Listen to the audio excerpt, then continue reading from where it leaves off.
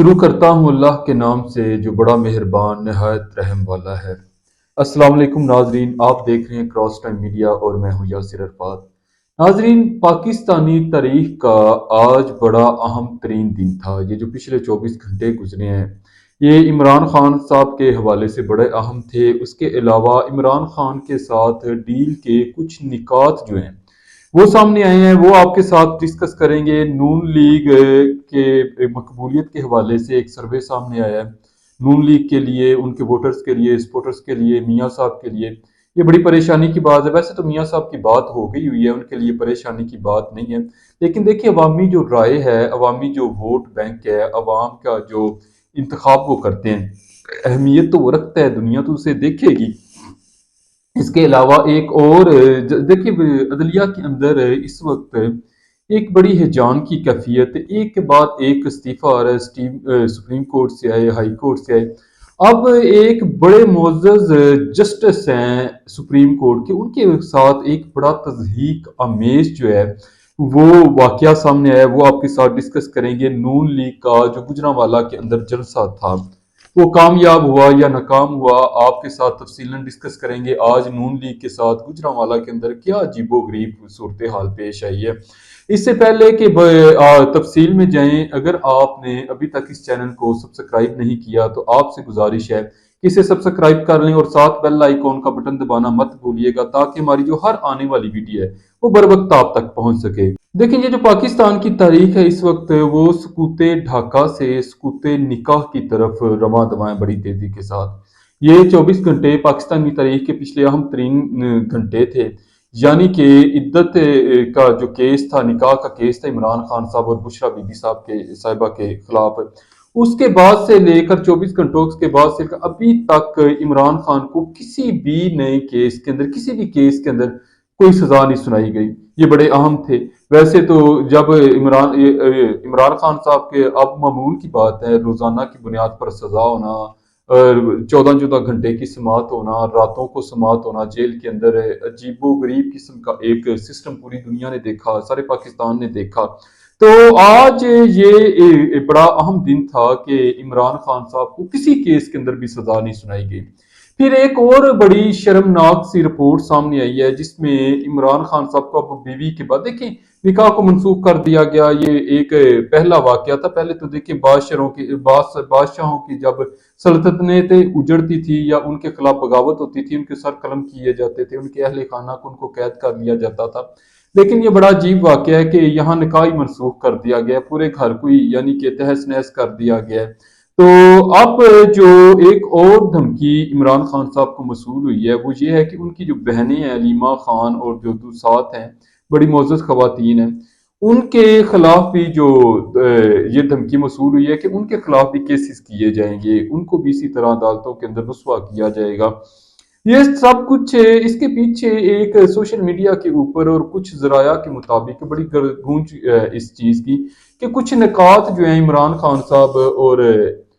تحریک انصاف کے سامنے رکھے گئے ہیں کہ اگر عمران خان ان کے سارے کیس معاف کر دیے جائیں گے اگر وہ یہ ڈیل قبول کر لے کہ پنجاب کے اندر تحریک انصاف اور جو آئی پی پی ہے، استحکام پاکستان پارٹی ہے، اس کی حکومت ہوگی، مرکز میں میاں صاحب جو ہیں ان کی حکومت ہوگی وفاق کی،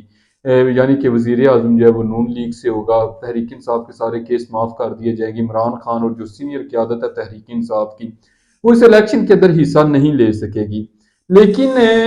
عمران خان صاحب کی طرف جو تحریک انصاف کی طرف سے مسلسل موقف اپنایا جا رہا ہے کہ عمران خان صاحب نے کسی بھی قسم کی جو ڈیل ہے وہ کرنے سے انکار کر دی ہے۔ دیکھیں عمران خان صاحب اب ڈیل کیوں کریں، ان کے پاس کیا بچا ہے؟ پارٹی کی چیئرمین شپ سے وہ الگ ہو گئے ہیں،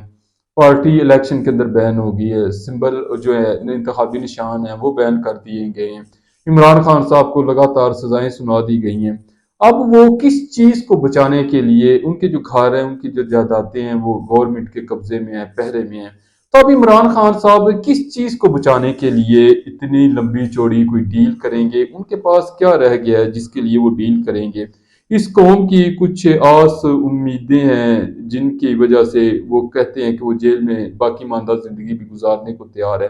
اور اس کا فیصلہ جو ہے 8 فروری کو ہو جائے گا۔ دیکھیں 8 فروری تو ایک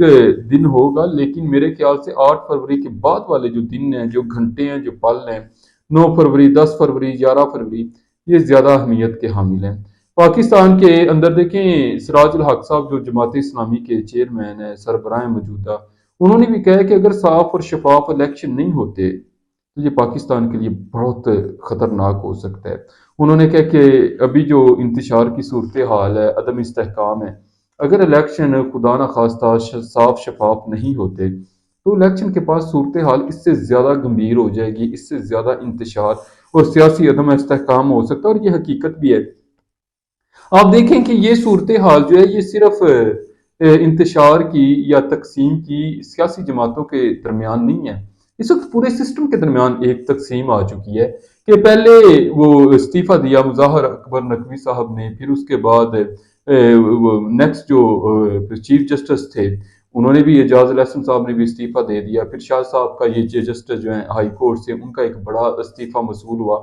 اب ایک اور بڑا واقعہ آیا ہے کہ لندن میں گئے ہیں جسٹس اطہر من اللہ صاحب، یہ موسٹ سینئر جج ہیں سپریم کورٹ کے،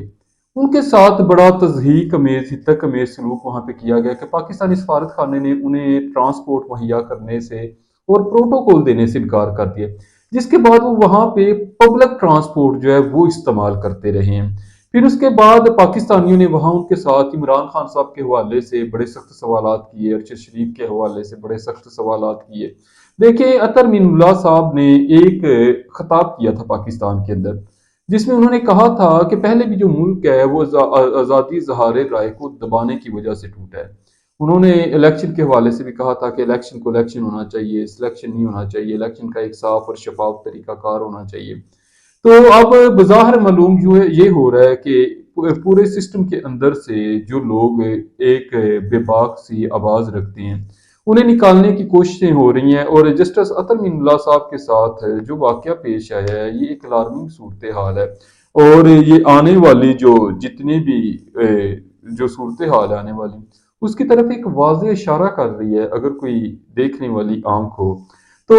دیکھیں جس کی خاطر یہ سارے ستم کیے جا رہے ہیں، یہ ایک پورا سسٹم چینج کرنے کی کوشش کی جا رہی ہے، عوام کے اندر وہ پارٹی وہ شخصیت غیر مقبول ہونے کی اب کوئی ریکارڈ توڑنے کے قریب ہے۔ لاہور کے اندر سروے ہوا ہے، سروے بھی حکومت کروا رہی ہے، نون لیگ خود کروا رہی ہے، اس کے باوجود نون لیگ لاہور سے بھی تحریک انصاف سے بہت پیچھے ہے۔ عالیہ حمزہ جو جیل میں ہیں، تحریک انصاف کی امیدوار ہیں میں نے کی لاہور سے، ان کے مقابلے میں حمزہ شہباز ہے، حمزہ شہباز ہار رہے ہیں، سروے آیا ہے۔ اس کے علاوہ سلمان اکرم راجہ صاحب آگے ہیں، اون چودھری صاحب کی صورتحال بالکل پتلی ہے، اسی طرح میاں اظہر صاحب جو ہیں لاہور سے تحریک انصاف کے، ان کے بہت زیادہ ووٹ بینک ہے، ان کی پوزیشن بڑی مضبوط ہے وہاں پہ۔ دوسرے نمبر پہ تحریک لبیک اور تیسرے نمبر پہ نون لیگ حافظ نعمان صاحب۔ اس طرح کی صورتحال ہے پورے لاہور کے اندر۔ اگر آپ شیخو پورے کا حلقہ دیکھیں تو وہاں بھی جو تحریک انصاف کے کینڈیڈیٹ ہیں جوید لطیف کے مقابلے میں وہ بڑے مضبوط ہے، بڑی پتلی پوزیشن ہے میاں جوید لطیف کی، اس کا اعتراف نون لیگ بھی کر رہی ہے۔ اس کے علاوہ اوورال پاکستان کے اندر جو سروے آئے ہیں، گجرانوالہ کے اندر نون لیگ کا ایک جلسہ منعقد ہوا ہے۔ اچھا یہ جو گجرانوالہ ہے نا، یہ نون لیگ کا گڑھ تھا، یہ شہر،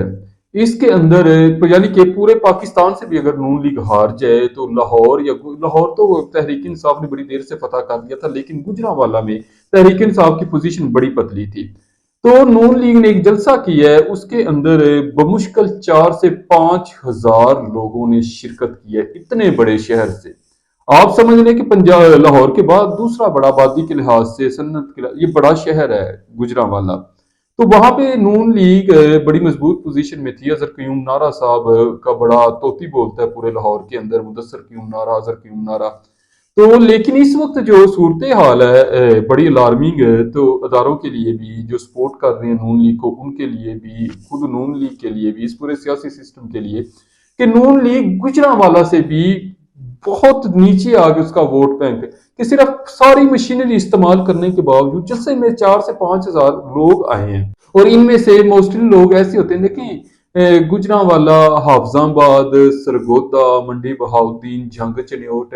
یہ وہ علاقے ہیں، یہ وہ شہر ہیں کہ ان کے رقبے بہت زیادہ ہیں لیکن آبادی جو ہے دیہاتوں پر زیادہ مشتمل ہے۔ تو جب ایک دوسرے سے کہا جاتا ہے گاؤں کے اندر جانے کے لیے تو لوگ کسی اور پارٹی کو سپورٹ کرتے ہوئے بھی جلسے کے اندر آ جاتے ہیں۔ اگر اس طرح سے ڈیوائیڈ کیا جائے تو پھر تو جلسے کے اندر بھی نون لیگ کے جو وہ ووٹر ہوں گے وہ 1000 سے 2000 ہوں گے، جیسا کہ ہم نے حافظ آباد کے جلسے میں بھی دیکھا تھا کہ لوگ جو آئے تھے گجرانوالہ کی نسبت وہ جلسہ بھی بڑا تھا، وہ سر عام نیچے کہہ رہے تھے کہ ہم عمران خان کو ووٹ ڈالیں گے، ہم تحریک انصاف کو ووٹ ڈالیں تھے، ہم تو یہاں ایک جلسہ دیکھنے آئے ہوئے ہیں، ہمیں تو لایا گیا ہے، ہمیں تو بلایا گیا ہے۔ اب 4 سے 5 ہزار جو لوگ موجود ہیں جلسے کے اندر، ان میں سے پتہ نہیں نون لیگ کے ووٹر کتنے ہوں گے۔ پھر میاں صاحب نے تقریر کی، انہوں نے کہا جی اصل جانشین، اصل سربراہ، اصل چیئرمین جو ہیں وہ نون لیگ کی وہ ہیں مریم نواز صاحبہ۔ پھر انہوں نے مریم نواز صاحبہ کو دعوت دی خطاب کرنے کے لیے، لیکن بڑی عجیب صورتحال ہوئی کہ گجرانوالہ میں نون لیگ کے ساتھ ہاتھ ہو گیا اور اس نے 8 فروری کا سمجھے کہ رزلٹ آج ہی آ گیا۔ عوامی سطح کا رزلٹ آج آیا ہے، ویسے جو رزلٹ بن چکے ہیں ان جو الیکشن ہو چکا ہے، جو سگنیچر ہو چکے ہیں، جو اس معاملات طے پا چکے ہیں، جو ڈیل ہو چکی ہے، اس کا صرف اناؤنس کیا جائے گا، اس کا اعلان کیا جائے گا 8 فروری کی شام کو۔ لیکن حقیقی طور پہ نون لیگ کی پوزیشن یہ ہے کہ جب میاں نواز شریف صاحب نے مریم نواز صاحبہ کو دعوت دی تقریر کے لیے، تو مریم نواز صاحبہ نے جیسی تقریر شروع کی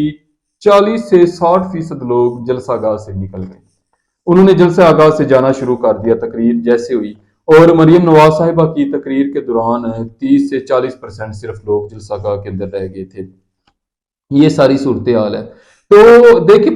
جو کے پی کے گلگت بلتستان بلوچستان کے اندر تحریک انصاف کی پوزیشن بہت مضبوط ہے۔ وہاں پہ جتنی بھی دھاندلی کی کوشش کی جائے کہ کے پی کے اور جو گلگت ہے وہاں پہ تحریک انصاف 100% سیٹیں پھر بھی لے جائے گی۔ تو پنجاب کے اندر بھی تحریک انصاف کی پوزیشن بہت مضبوط ہے۔ اب میاں صاحب کو کس طرح سے، اور جو تحریک انصاف ہے اس کا پلان ڈی بھی ہے کہ وہ مجلس وحدت المسلمین کے ساتھ انتخابی اتحاد بھی کرنے چاہ رہی ہے۔ اگر ایسی صورتحال بنتی ہے پارلیمنٹ کے اندر، مجلس وحدت المسلمین تحریک انصاف کے ساتھ امیدواران کے ساتھ انٹر ہوتی ہے، تو پھر میاں صاحب کا جو ہے وہ وزیر اعظم بننا وہ ایک خواب و خیال بھی ہو سکتا ہے، کیونکہ مجلس وحدت المسلمین اور ان سے ریلیٹڈ جو ایسی جماعتیں ہیں یہ کمپرومائز بہت کم کرتی ہیں، یہ اپنے اصولی موقف کے اوپر جو انہوں نے اپنے قواعد و ضوابط بنائے ہوتے ہیں یہ اس کا سودا بہت کم کرتی ہیں۔ یہ ایک تاریخ رہی ہے ان جماعتوں کی۔ تو اگر تو اس طرح کی صورتحال بنتی ہے تو تحریک انصاف کی پارلیمنٹ کے اندر بھی پوزیشن بڑی مضبوط ہو جائے گی۔ دیکھیں کے پی کے یا گلگت والی سائٹ سے یہ امید ہے کہ مجلس وحدت المسلمین بھی کچھ سیٹس نکالیں گی، اور ساتھ جب تحریک انصاف کے جو ملیں گے آزاد امیدواران، تو اگر نہ بن سکی ان کی وزارت عظمیٰ نہ بھی بن سکی تو ایک مضبوط اپوزیشن بن جائے گی۔ لیکن ہم نے دیکھا کہ شہباز شریف صاحب کی دفعہ ایک تحریک انصاف کی غلطی تھی، وہ ریزائن کر کے پارلیمنٹ سے باہر نکل گئے اور میدان کھلا مل گیا پی ڈی ایم کو۔ یہ تحریک انصاف کی ایک تاریخی غلطی تھی جس کا خمیازہ تحریک انصاف آج تک بھگت رہی ہے سسٹم سے الگ ہونے کا۔ 2 صوبوں کی حکومت سے نکل گئے، پارلیمنٹ سے نکل گئے۔ یہ تحریک انصاف کی ایک ایسی سیاسی اور تاریخی غلطی ہے جو شاید تحریک انصاف کو کبھی معاف نہیں کرے گی۔ تو اب تحریک انصاف کے پاس یہ ایک موقع ہے اس طرح مجلس وحدت المسلمین کے ساتھ اتحاد کی صورت میں، تو اگر وہ مضبوط اپوزیشن بھی بنا جاتے ہیں تو اس حکومت کو، نیکسٹ حکومت کو کا جو نظام ہے اسے چلانے کے لیے وہ بڑی مشکلات کھڑی کریں گے، بہت سے معاملات پتلے ہو جائیں گے۔ دیکھیں پیپلز پارٹی، اب صورتحال یہ ہے کہ اسٹیبلشمنٹ کی مداخلت کے سبب جو واقعی جماعتیں ہیں جسے حصہ کم ملے گا وہ بھی ایکسپوز کرنے پہ اتر آئے گی، وہ بھی راز فاش کرنے پہ اوپر اتر آئے گی، اور بلیک میلنگ آپ کو پتہ ہے کہ پاکستانی سیاست کے اندر ایک عام سی بات ہے۔ اسی طرح سندھ کے اندر جو ایم کیو ایم ہے اور پیپلز پارٹی آمنے سامنے آ رہے ہیں، پنجاب کے حلقوں کے اندر جہاں سے پیپلز پارٹی کھڑی ہے وہ نون لیگ کے اب آمنے سامنے آنا شروع ہو گئے ہیں۔ یہ نورا کشتی بھی ہو سکتی ہے اور یہ حقیقت بھی ہے کہ اتنی جماعتوں کا ایک ساتھ مل کر چلنا لانگ ٹرم کے لیے بڑی مشکل سی بات ہے۔ تو اب 8 فروری کو کیا ہوتا ہے، 8 فروری کے بعد کیا ہوتا ہے، اللہ خیر کرے۔ اپنا خیال رکھیے گا، اگر آپ کو یہ ویڈیو اچھی لگی ہے تو اسے لائک اور شیئر لازمی کیجیے گا۔ اپنا خیال رکھیے گا، اللہ حافظ۔